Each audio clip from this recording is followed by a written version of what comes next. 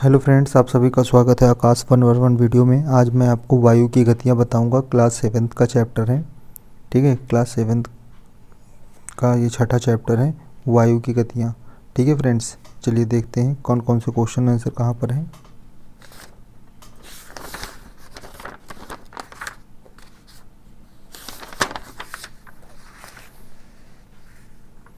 ये देखिए, पहला क्वेश्चन आ गया, पवन किसे कहते हैं।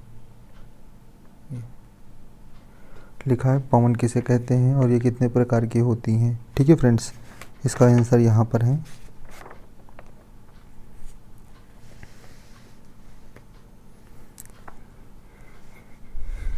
यहाँ पर लिखा है पवन किसे कहते हैं, किसी स्थान, देखिए लिखा है किसी स्थान विशेष में चलने वाली विशिष्ट हवाओं को इस स्थायी पवनें कहते हैं, ठीक है ना।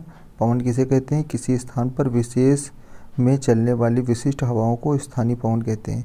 कितने प्रकार की होती है, लिखना इस तरह की पवनें दो प्रकार की होती हैं, सनातनीय तथा स्थायी या नियतवाही पवनें, अनिश्चित या स्थायी या अनियतवाही।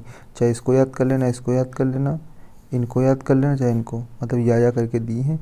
किसी जो मन करे वो याद कर लेना, लिख आप तीनों लीजिएगा, ठीक है फ्रेंड्स। चलिए दूसरा क्वेश्चन देखते हैं।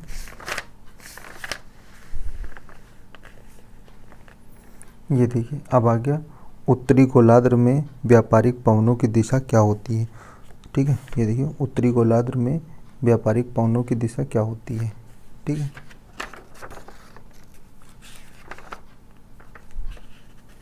उत्तरी गोलार्ध में, ये देखो यहाँ पर साफ साफ लिखा है, इस चित्र के सामने लिखा है, लिख देना कि उत्तरी गोलार्ध में इनकी दिशा उत्तर से दक्षिण की ओर, देखो लिखा नहीं, उत्तरी गोलार्ध में इनकी दिशा उत्तर पूर्व से दक्षिण पश्चिम की ओर होती है। बस इतना लिखना, आगे नहीं लिखना, बस यहीं तक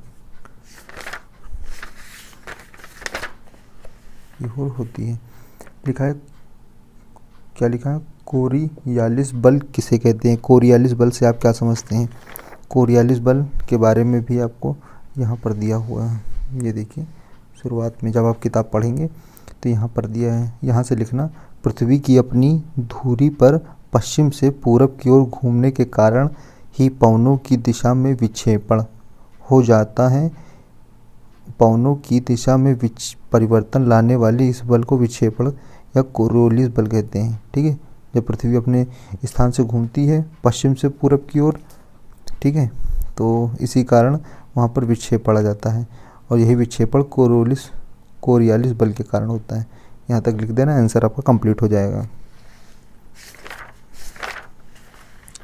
उसके बाद ये वाला क्वेश्चन आता है कि चक्रवात आने पर आप कौन कौन सी सावधानियाँ बरतनी चाहिए, ठीक है। कौन कौन सावधानियाँ बरतनी चाहिए, देखो यहाँ पर सब लिखा है। चक्रवात आने पर कौन कौन सी सावधानियाँ बरतनी चाहिए, लिखा है, संचार के माध्यम द्वारा सूचना मिलने पर समुद्र के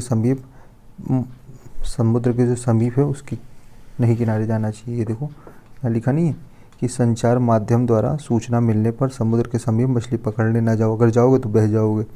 चक्रवात आने की चेतावनी पर होने पर समुद्र तट तथा नदियों के डेल्टाई क्षेत्र से दूर रहना चाहिए, ठीक है। चक्रवात आने पर मकानों के ऊपर टीन सेट उखड़ कर जाते हैं और दरवाजे और खिड़की बंद कर मकान के भीतर हैं। देखो ऐसा होता है कि टीन सेट इतना पैन होता है, बात समझ में आ रही कि नहीं, जैसे इसको समझाते हैं।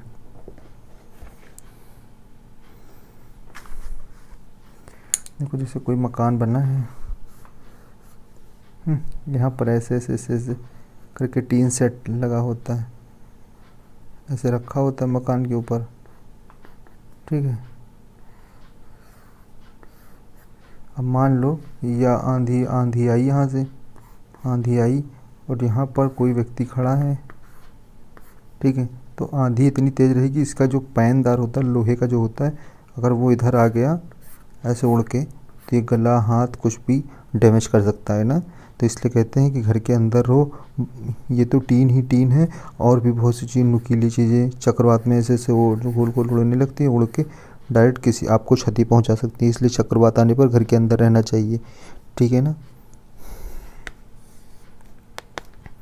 तो वो चीज़ आपको बताई दी गई है कि चक्रवात आने पर मकानों के अंदर ही रहना चाहिए, खिड़की को बंद कर लेना चाहिए, भीतर रहें। ठीक है ना। लिखा चक्रवात के कारण टूटे हुए पुल, भवन, पेड़, बिजली खंभे, तार को न छुएं तथा बिजली लाइट काट दें। ठीक है, जो लाइट है उसको काट दें, क्योंकि जब करंट वरंट आ सकता है। बाढ़ के पानी में ना जाएं तथा जहरीली जीव जंतुओं से सावधान रहें। ठीक है, जब बाढ़ का पानी आएगा तो उसमें सांप वाप भी आ सकता है, तो उन चीज़ों को देखो। ये जब चक्रवात आता है तो इसमें ये थोड़ी होता है क्या है, देखो पेड़ भी आ रहा है, जानवर वानवर सब इसी के अंदर गोल गोल वायुमंडल में आ जाते हैं ना। अब लिखा है चक्रवात तथा प्रति चक्रवात से में अंतर बताइए। तो यहाँ से आप लिख लेना, चक्रवात उन चक्करदार पवनों को कहते हैं। चक्रवात उन चक्करदार पवनों को कहते हैं जिनके माध्यम में निम्न वायु दाब, थोड़ा सा जूम कर देते हैं आपको, अब थोड़ा समझ में आएगा आपको। लिखा है चक्रवात, ठीक है, चक्रवात उन चक्करदार पवनों को कहते हैं जिनके माध्यम में निम्न वायुदाब एवं किनारे की ओर उच्च वायुदाब होता है। वायुमंडल में स्थानीय दिशाओं के कारण भंवर उत्पन्न हो जाते हैं जो भयंकर झंझावों के रूप धारण कर लेते हैं तथा जिन्हें चक्रवात कहते हैं। लिखना चाहो तो ये भी लिख देना कि 80 किलोमीटर से 300 किलोमीटर तक होते हैं, मगर यहाँ तक आप लिख लेना, यहाँ से यहाँ तक चक्रवात हेडिंग डाल के। उसके बाद पूछा जाए प्रति चक्रवात, तो प्रति चक्रवात को आप यहाँ से लिख लेना, यहाँ से, यहाँ सबसे आखिरी में लिखा है कि प्रति चक्रवात में वायु की दिशा, ठीक है, चक्रवात के विपरीत होती है। मतलब जो चक्रवात होता है उसका अपोजिट होता है। ठीक है ना। देखो चक्रवात देख लो, यहाँ से चित्र के माध्यम से थोड़ा सा समझा देते हैं।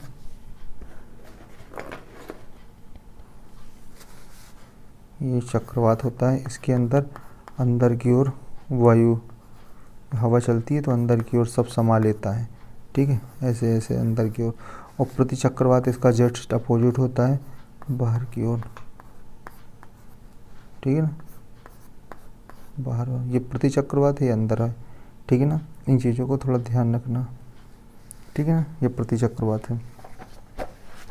तो यहाँ लिखा है कि विपरीत होती है, देखो लिखा विपरीत होती है, इसमें केंद्र में उच्च वायुदाब होता है।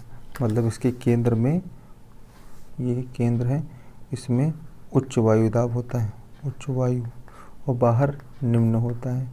और इसका जस्ट अपोजिट ये होता है, इसमें निम्न होता है नीचे, ऊपर उच्च होता है। ठीक है ना, इसका थोड़ा ध्यान करके समझने की कोशिश करना। ठीक है ना, ये देखो यहाँ उच्च होता है, यहाँ उच्च होता है, यहाँ निम्न होता है, और यहाँ पे निम्न होता है, यहाँ उच्च। इसको कौन सा चक्रवात कहते हैं? इसको कहते हैं आपका चक्रवात, इसको कहते हैं प्रति चक्रवात।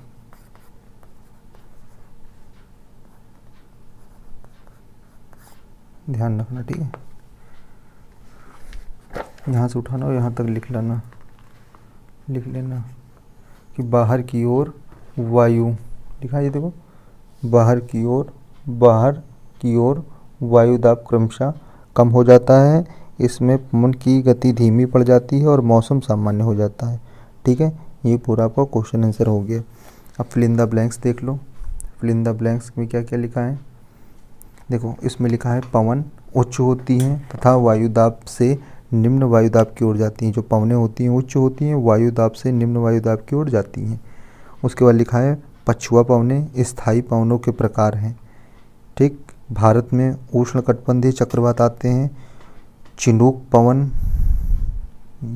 भारत में उष्णकटिबंधीय चक्रवात आते हैं। चिनूक पवनें अमेरिका देश से संबंधित है। कौन से देश से? अमेरिका देश से। देखो यहाँ पर लिखा है मानसून पवनें 6-6 माह पर अपनी दिशा क्यों बदलती हैं, चक्रवात विनाशकारी क्यों होते हैं। ये इसको मैंने कॉपी पे लिखा है, मैं आपको थोड़ा सा समझा दे रहा हूँ। पहला लिखा है कि मानसून पवनें 6-6 माह पर क्यों अपनी दिशा परिवर्तित कर लेती हैं। देखो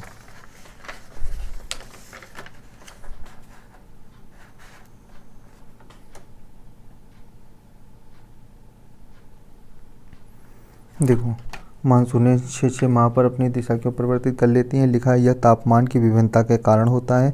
गर्मी की ऋतु में समुद्र में उच्च वायुदाब होने से। लिखा है यह तापमान की विभिन्नता के कारण होता है। गर्मी की ऋतु में समुद्र में उच्च वायुदाब होने से मानसून हवाएं समुद्र से स्थल की ओर चलती हैं और हमारे देश में भारी वर्षा करती हैं। शीत ऋतु के बाकी 6 महीनों में यह स्थल से समुद्र की ओर चलती हैं, इसीलिए शुष्क होने के कारण कोई वर्षा नहीं करती हैं।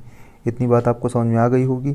ठीक, अब उसके बाद दूसरा क्वेश्चन था चक्रवात विनाशकारी क्यों होते हैं। ठीक है, ये भी देख लो। चक्रवात निम्न वायुदाब का वह क्षेत्र होता है जिनके चारों ओर उच्च वायुदाब होता है। चक्रवात से तेज पवनें उच्च वायुदाब वाली बाहरी क्षेत्र से अंदर के निम्न दाब की ओर चलती हैं। इससे चलने वाली तेज गति वाली हवाएं 30 से 64 किलोमीटर प्रति घंटे की रफ्तार से, ठीक है ना। देखो, बाहरी क्षेत्र के अंदर निम्न वायुदाब की ओर चलती हैं। इससे चलने वाली तेज हवाएं, ये जो चक्रवात आता है 30 से 64 मतलब 30 किलोमीटर प्रति घंटे की रफ्तार से गाड़ी नहीं चलती, उतनी तेज हवाएं चलती हैं। ठीक, के साथ भारी वर्षा और गर्जना के फलस्वरूप जान माल की हानि भी होती है। जब हवा चलेगी तो जाहिर सी बात है कई नुकसान तो होना ही होना है। उसके बाद देखो क्या लिखा है, थोड़ा जूम कर देते हैं, अब आपको दिखाई दे रहा होगा। हाँ, स्थलीय सागरीय तथा स्थलीय समीर कैसे कहते हैं। सागरीय के बारे में लिखा है ये पवनें तटीय प्रदेशों पर चलती हैं। कौन से प्रदेशों पर चलती हैं? तटीय प्रदेशों पर चलती हैं। दिन के समय सागर के पानी की अपेक्षा पृथ्वी जल्दी गर्म हो जाती है। मतलब जो पृथ्वी है, पृथ्वी मतलब ज़मीन जल्दी गर्म हो जाती है। ठीक है, और ज़मीन जल्दी गर्म हो जाती है और स्थल की वायु गर्म होकर ऊपर उठने लगती है। ठीक है, इसीलिए स्थल पर वायुदाब कम हो जाता है और सागर स्थल पर वायुदाब अधिक हो जाता है। परिणाम स्वरूप ये होता है कि सागर से पवन स्थल की ओर चलने लगती हैं। ठीक है, और इन पवनों को जल समीर या सागर समीर कहते हैं। मतलब समझ रहे हो जो पृथ्वी होती है वो जल्दी गर्म हो जाती है। ठीक है, अब आगे देखो क्या लिखा है। स्थलीय समीर के बारे में लिखा है ये रात के समय धरती से समुद्र की ओर चलती हैं। ये रात में धरती से समुद्र की ओर चलती हैं। ठीक है, रात को समुद्र की अपेक्षा पृथ्वी अधिक ठंडी होती है।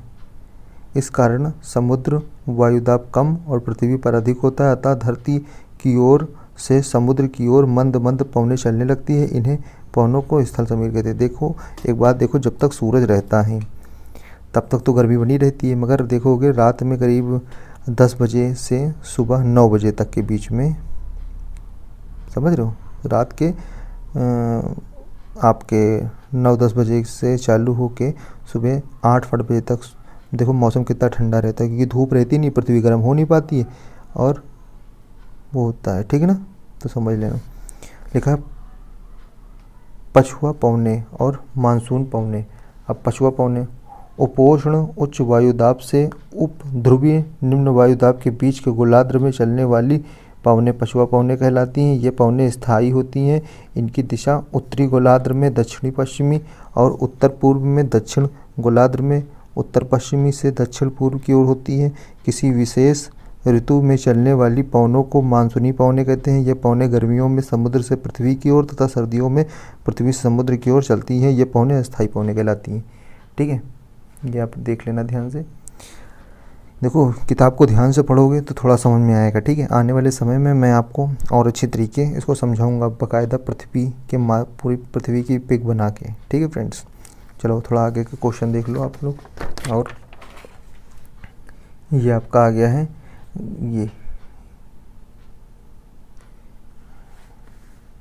ये लिखा है आपका गर्मी के महीनों में सागर से स्थल की ओर बहती हूँ सागरी पवनें। स्थल से सागर की ओर बहती हैं स्थलीय पवनें। और चक्रवात हवा हूँ बाहर से भीतर की ओर घूमती हूँ चक्रवात। ठीक है फ्रेंड्स, ये आपका पूरा कंप्लीट हो गया है। अब दूसरे चैप्टर में ये समुद्र की गति चैप्टर आपको पढ़ाएंगे। ठीक है, समुद्र की गति चैप्टर आपका होगा। ठीक है, समुद्र की गति ये पूरा पढ़ाएंगे। ठीक है फ्रेंड्स, अगर आपको मेरे द्वारा वीडियो पसंद आई है तो वीडियो को लाइक शेयर सब्सक्राइब करिएगा। अगर कोई कमेंट है या कोई इंक्वायरी है तो कमेंट बॉक्स में आप कमेंट करिएगा। ठीक है फ्रेंड्स, थैंक यू फ्रेंड्स।